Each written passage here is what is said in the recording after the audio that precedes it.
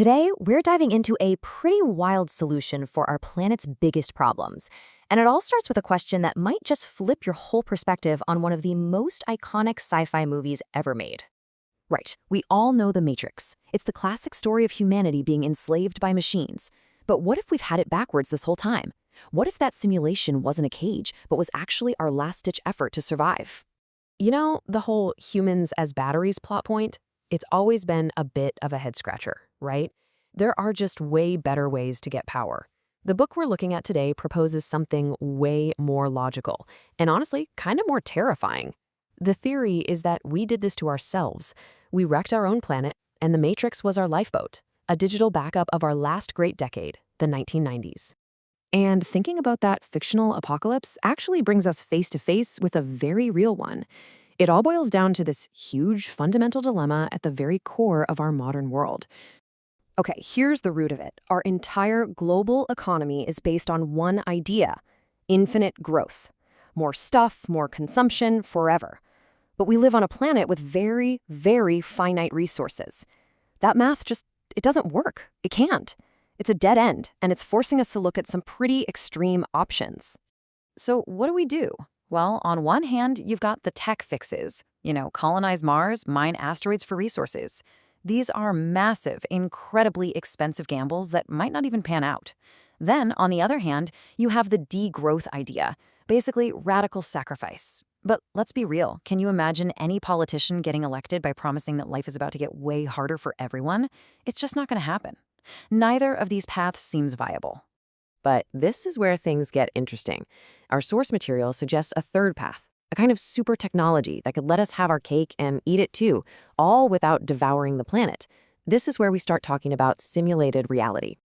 This quote right here gets to the absolute heart of the matter. Just think about the meat industry for a second. It's responsible for a huge chunk of global greenhouse gas emissions. But do we really need the physical cow?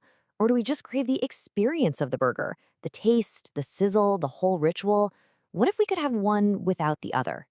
So just picture this: a perfect, juicy burger, simulated directly for your senses. You get all the flavor, all the satisfaction, but with zero land use, zero emissions, and zero animal suffering. Our bodies could get simple, sustainable nutrients, while our minds get to enjoy all the rich experiences we want. I mean, just solving that one problem would be absolutely revolutionary. And this idea doesn't stop with food. It scales up to pretty much everything. If you can work in a virtual office, boom, the daily commute is gone. We could take amazing vacations to ancient Rome or colony on Mars without ever getting on a plane. You could have a house with an ocean view, no matter where your physical body actually is. We'd get all the perks of modern life, but with a tiny fraction of the physical footprint. But this is about so much more than just sustainability. This kind of tech could lead to a totally new kind of abundance. It could completely redefine what we even think of as a good life. I mean, think about what this would mean for equality. In a simulation, physical disabilities, chronic diseases, even just the visible effects of aging, they could all become irrelevant. You could choose the body you want to inhabit. It would be a world where nobody is limited by their physical form. That's a level of freedom that's hard to even wrap your head around. So just how efficient could we become? Well, this number it's just staggering.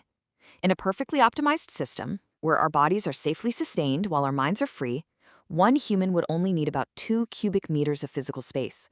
That's it. Think about that. We could give almost the entire planet back to nature to heal.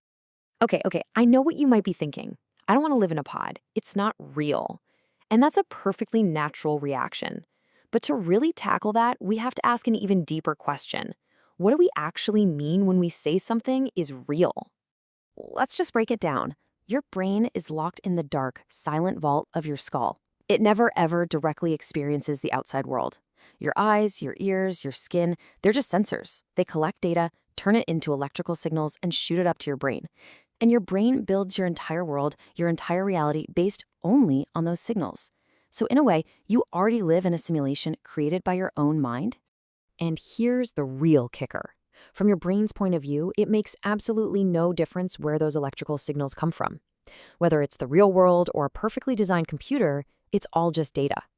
A perfect simulation would be, by definition, indistinguishable from reality. So the real question isn't, is it real, but who's in control? And that brings us to the future we could actually build. This isn't just some sci-fi fantasy. You could look at it as a new, grand project for humanity. A new frontier to conquer, not out in space, but inside the limitless potential of the mind.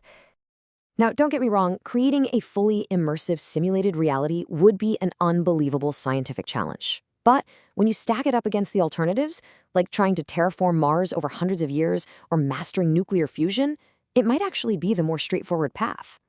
And that's the ultimate promise here.